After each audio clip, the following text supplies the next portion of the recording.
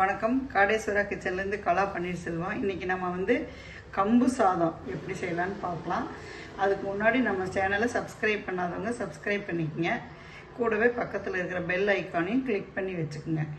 இப்போ நான் 2 கிலோ கம்பு வாங்கி ஃபுல்லாக நல்லா தண்ணி ஊற்றி ஒரு 2-3 தடவை நல்லா கழுவிட்டு அரைச்சி காய வச்சு எடுத்து வச்சிட்டேன்.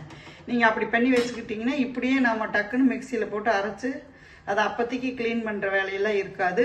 இன்னொன்று மெயினாக பூச்சி பிடிக்காமல் இருக்கும். அதனால் நீங்கள் இந்த மாதிரி பண்ணி பாருங்கள்.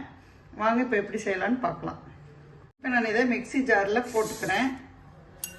நம்ம எதில் ஒரு டம்ளர் எடுக்கிறோமோ நீங்கள் டம்ளர் எதில் வேணாலும் எடுத்துக்கோங்க. அதுலேயும் 3 டம்ளர் தண்ணி ஊற்றுங்க. 3 டம்ளர் தண்ணி அளந்து ஊற்றிக்கலாம்.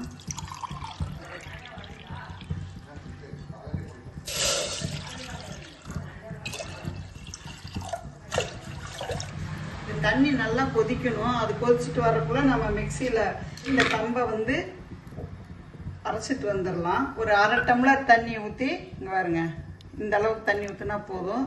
கம்பை அரைச்சிட்டு வந்துட்டு இங்கே பாருங்க, ரொம்ப நைஸாக அரைக்கக்கூடாது. இந்த அளவுக்கு ஒன்றும் பாதியமாக தான் நீங்கள் அரைக்கணும். அப்போ தான் வந்து இது சாதம் மாதிரி குழம்போடு சாப்பிட்றதுக்கு நல்லாயிருக்கும். இப்போ ஒலை காஞ்சிருச்சு, நல்லா தண்ணி கொதிக்குது. இந்த சமயத்தில் கம்பை போட்டுடலாம். கட்டியெல்லாம் ஆயிருந்து பயந்துக்க வேண்டாங்க, கட்டியெல்லாம் ஆகாது. தண்ணி ரொம்ப ஊற்றி ஒரு மாதிரி அரைச்சிங்கன்னா வேணால் கொஞ்சம் கட்டி ஆகிற மாதிரி இருக்கும். இது பாருங்க, இப்படி 1க்கு 2 அரைச்சும் போது கட்டி ஆகாது.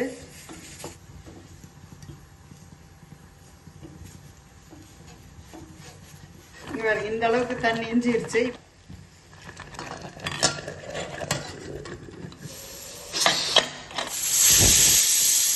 கம்பு சாதம் 3 விசில், ஒரு 3 நிமிஷம் டு 5 நிமிஷம் சிம் பண்ணிடுவோம்.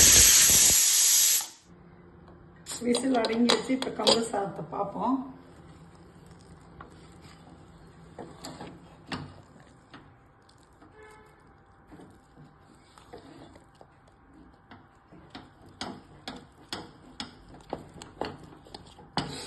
இப்போ இப்படி இருக்கிற மாதிரி இருக்கும். ஒரு 2 நிமிஷம் ஆறுனா உங்களுக்கு கெட்டி ஆயிரும்.